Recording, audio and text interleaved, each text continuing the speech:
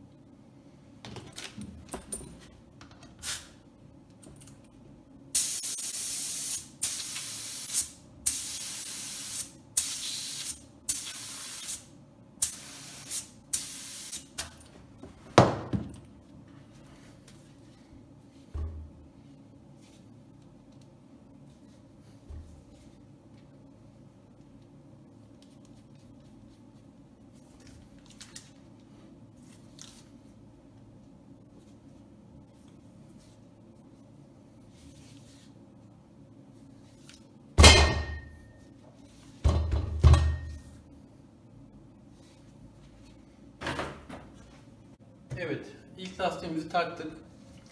Bu lastiği takarken iç lastik ve jantların hepsini birlikte montaj yaptım. Bu normal bir montaj yöntemi diyelim.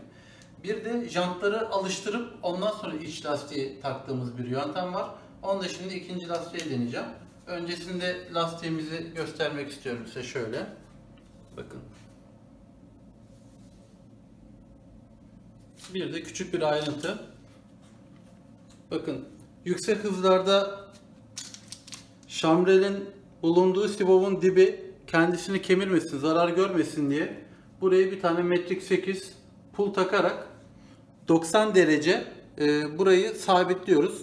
Bu hiçbir şekilde hareket etmiyor. Hem daha nizami gözüküyor, hem daha stabil duruyor. Hem de şu dibinden oluşabilecek aşınmalara karşı lastiğimizi koruyor arkadaşlar. Şimdi ilk lastiğimiz bitti. İkinci lastiğimize geçiyoruz. Şimdi sıra bunda. İlk önce jantları takacağız. Montaj yapacağız, alıştıracağız. Daha sonra jantlarımızı iki tarafa ayırdığımızda zaten sıkışmış olacağından iç lastiğimizi içerisine takıp devam edeceğiz.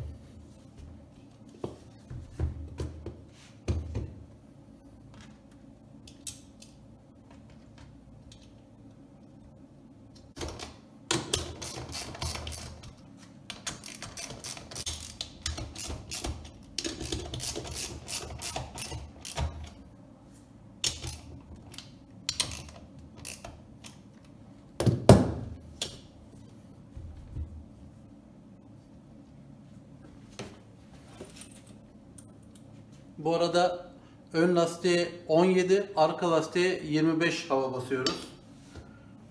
17-25'ten gelsin aklınıza.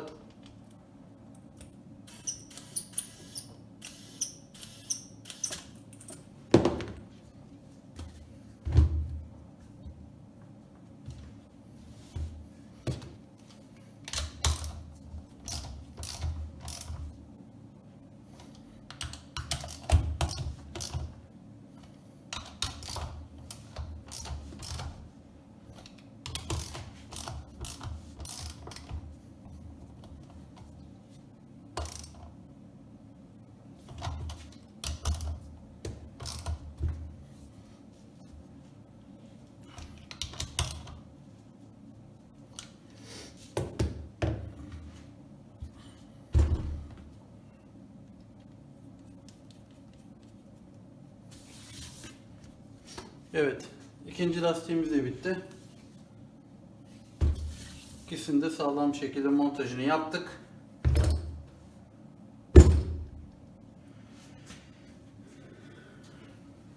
Şunu da unutmayalım. Lastiklerimizin bir yönü var. Michelin S83'te yani sabit desenli lastiklerde yön yoktur. Ama normal desenli lastiklerde bir yön vardır. Bunun için lastiğin üzerine baktığınızda bakın burada lastiğin yönünü göreceksiniz. Lastiği karşınıza alıyorsunuz. Yön sol tarafı gösterecek ve PX'in sibop tarafı size gelecek arkadaşlar. Doğru lastik yönü budur. Bu şekilde montaj olacak. Bu şekilde olduğunda ne olur? Su tahliyesi sorunu olur. Lastik aşırı gürültü yapar. Hızlı aşınmaya başlar. Ve motorunuzda yüksek süratlerde bir dengesizlik yaşayabilirsiniz. Belki o dengesizliği fark edecek tecrübeniz de yoktur. Yani motosiklet bir şekilde gider. Ama doğru olan iki lastiğin de dönüş yönünün birbiriyle aynı olmasıdır arkadaşlar. Çünkü ön lastik yardığı suyu arka lastik de o suya girecektir. Dolayısıyla ön lastiğin suya ayrı tepki ya da yola ayrı tepki, arka lastiğin ayrı tepki vermesini istemeyiz. O yüzden lastiğimizin yönüne dikkat edelim. Bu kadar.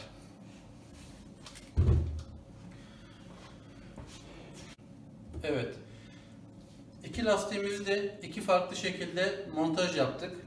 Siz de kendi lastiklerinizi montaj yaparken veya lastiklerinizi benim her zaman belirttiğim gibi yılda bir defa boş vaktiniz olduğunda lastiği ve jantları söküp bir iç lastiğin durumuna bakabilirsiniz.